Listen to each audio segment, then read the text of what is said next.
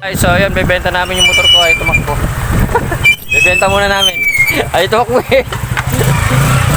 Alright, so naglulo ko yung yung motor natin sa yung puti. Ayan, smash. Ngayon, tignan natin, papagawa natin. So, kasama ko si Noah. Yung backup natin yan. So, yun, tignan natin itong motor. Ayun, hindi namin makaya, hindi namin ma-under talaga. Kaya dadal na namin ng mekaniko talaga. Alright, let's go!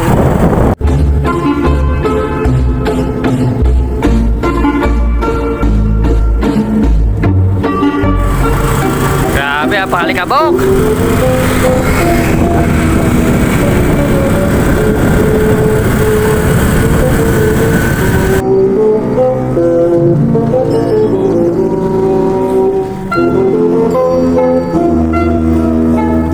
Alright, so mga pare, pumunta kami ng terminal at doon daw may papagawan si Noe, kakilala niya.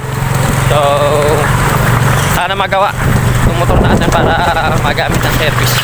Pauwi, hindi tayo makauwi, galing pa tayo sa duty. Alright, hindi tayo naman sa may Lamarang, sa rough road, napakalikab.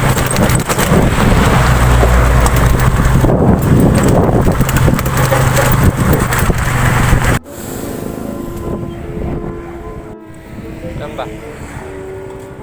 Ha? Ayan ito, motor shop. Oh, tatama, tatama.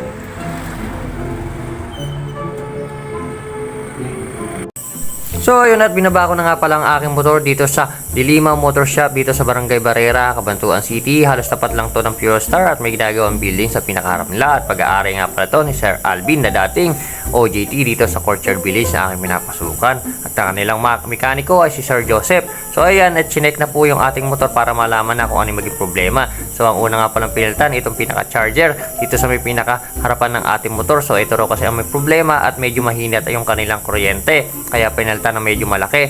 And then, kinargahan din yung ating lumang battery at bubuhayin para makatulong araw na lumakas yung kuryente. At kasi ang naging problema ng motor natin, isumina yung pinaka-kuryente kaya sumasagok-sagok. After nyan, okay na.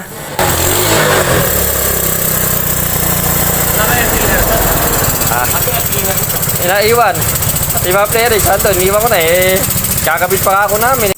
At ayun nga, nagawa na ni Sir Joseph yung ating motor at pina-change oil ko na rin at pinapalitan na rin yung filter at pinapalitan ko na rin yung mga handle para mapogi naman ang ating motor na gagamitin.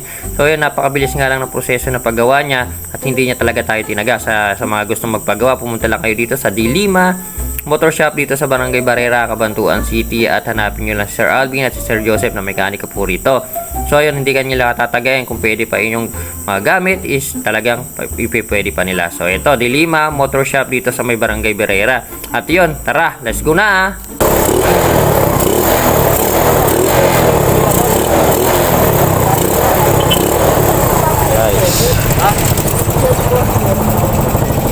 So ayun, dito ko na lang tatapusin yung video. Thanks so much sa panonood. And sa mga gusto magpagawa, punta lang kayo sa Dilima Motor Shop dito sa Barangay Barrera, Cabanatuan City. Let's go!